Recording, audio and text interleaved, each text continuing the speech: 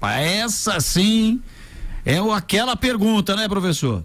É aquela pergunta boa. Diz que rejeição é um número muito importante, né? Muitíssimo, porque importância rejeição na verdade. Num desempate. Rejeição na verdade significa teto. O quanto você pode crescer. Tem isso também? Claro, sem dúvida. Então vamos aos números então. Em qual destas chapas você não votaria, mas de jeito nenhum? Ih, que é a vaca tussa.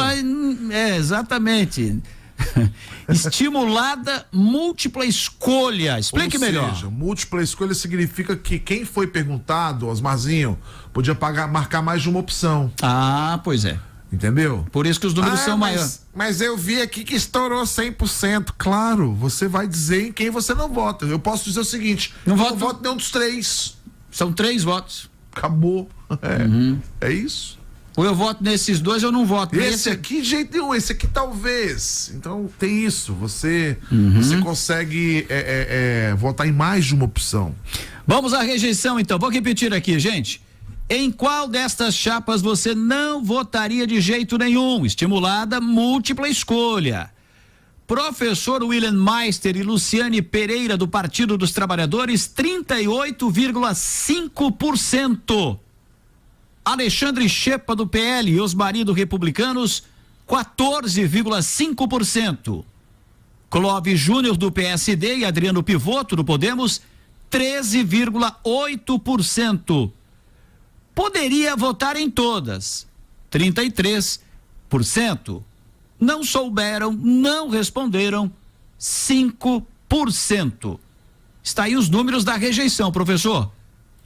Pois é.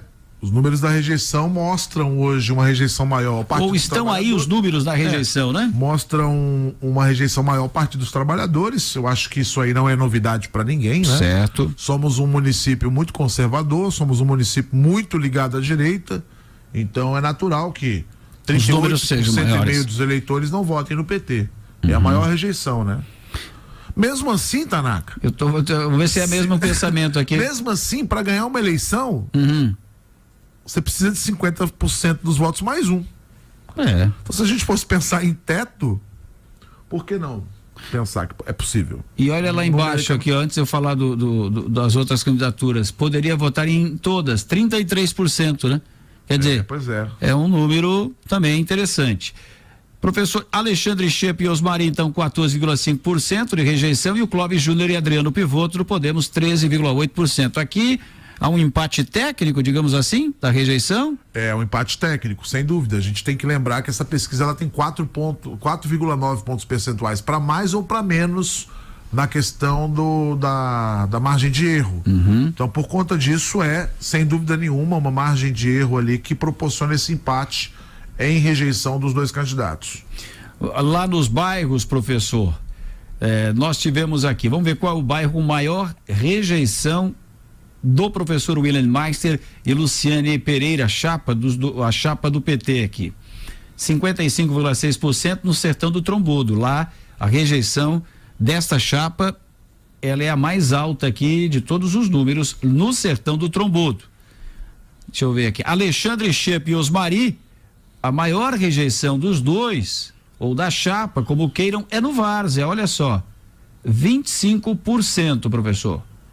Do Clóvis e do Adriano Pivotto, Clóvis Júnior e do Adriano Pivotto, a maior rejeição dessa chapa, ou dos 2, é no Ilhota, 33,3%.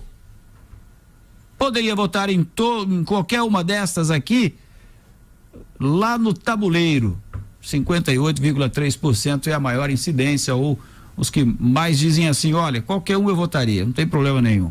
Tanto um quanto o outro, né? Não tenha dúvida. E não engraçado, e tal. Porque, por exemplo, nesse ponto específico, parece que o eleitor do Tabuleiro, ele é menos exigente, né? Porque ele diz o seguinte, eu posso votar em qualquer um deles. Eu não rejeito ninguém, né? Então não tem nenhuma rejeição orgânica lá no Tabuleiro. Agora tem bairros que rejeitam e rejeitam forte, né? Por exemplo, ali, ó, aqui no centro não, deixa eu ver ali. Tem no centro, tem no sertão. Não, poderia votar em todo, poderia não votar em ninguém. Essa pergunta não tem, né? Por isso que passa de 100%. Mas centro, não sabe, eu não respondo. 5% não é significativo, não. Acho que realmente chama atenção apenas no tabuleiro a quantidade de pessoas que poderiam votar em todo mundo. O resto dentro da normalidade, né? Aqui na Meia Praia, 46% não votariam no William, 26%, deixa eu ver aqui, isso, exatamente, 13% não votariam no Xepa na Meia Praia e 17% não votariam no Clóvis, e o Adriano Pivotto também. Os números mais expressivos, é claro, aí, de forma negativa, é da chapa William Meister e Luciane Pereira, no bairro Meia Praia, e também lá no Sertão do Trombudo, como nós já falamos. Vamos ver aqui, só para comparar, professor, qual é o número. O Xepa tem uma rejeição maior, a dupla, ou a chapa Xepa e Osmari. No Várzea, 25%, né? O Clóvis, qual é a maior rejeição aqui? No Ilhota, 33,3%, conforme já falamos. Isso. Então, os números aqui que são importantes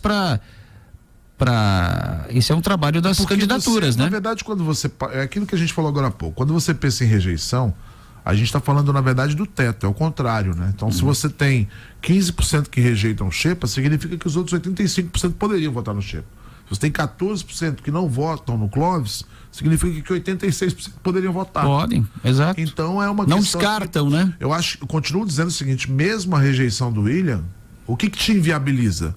Se você tiver uma rejeição maior que 50%, aí isso te inviabiliza. O próprio William não tem, né?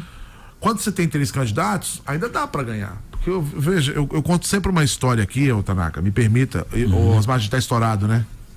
Posso? Mas um dos melhores presidentes da história desse país, o Juscelino Kubitschek, certo, venceu a eleição de 55 com 37% dos votos. Ele não tinha maioria absoluta. Naquela época não tinha 2 turnos. O Adhemar de Barros ficou com 29 e o Juarez Távora com 23. Olha aí, ó. Então isso pode acontecer. Então quando você tem uma rejeição de 38,5%, que é o caso do William, e 70 e pouco podem votar? Claro, você, além disso, além desses 62 que podem votar, você ainda tem o fato de termos 3 candidatos. O que não te obriga a fazer metade mais um dos votos. Te obriga apenas a ficar na frente. E aí pode acontecer. Você pode ter 35, 30 e 25. Tem tudo isso, Você tem essas questões. Então essa rejeição aqui, ela não inviabiliza ninguém. Na verdade, está todo mundo no jogo.